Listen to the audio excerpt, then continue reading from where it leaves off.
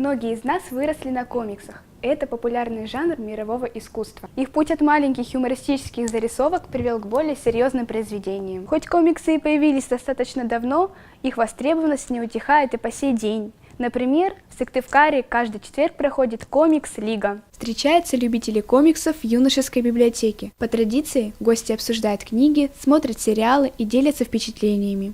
Один из идеологов лиги Прокопий Улешов. Он сам рисует комиксы и раньше даже публиковал их в университетской газете «Вербум». Это действительно такой жанр, который в России воспринимается пока очень стереотипно, и все думают, что это какое-то такое увлечение для маленьких детей, хотя там встречаются абсолютно разные вещи для всех возрастов, с глубоким таким серьезным содержанием, поэтому интересно это исследовать. В этот раз члены лиги обсуждают графический роман Крейга Томпсона «Одеяло». Это откровенные мемуары на фоне зимних пейзажей Среднего Запада США. Книга о взрослении, одиночестве, первой любви, кризисе веры и поиске себя. Особый вид искусства может выступать как особым видом искусства, потому что это помогает намного лучше понимать мысли, которые пытаются донести тебе авторы. Поэтому это такой способ самовыражения, как любое искусство. И я считаю, что для меня это, наверное, самый близкий вид.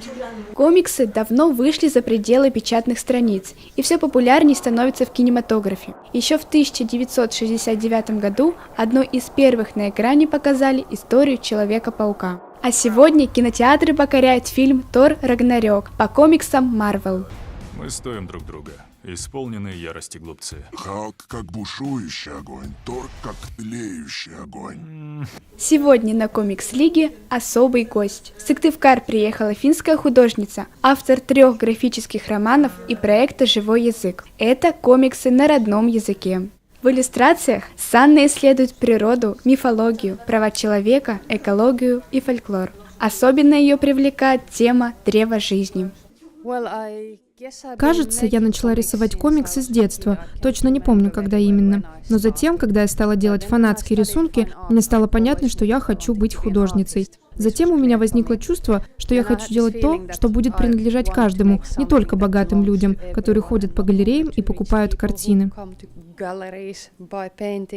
Комиксы действительно любят в народе, ведь порой жизнь скучна, если в ней нет подвигов и приключений.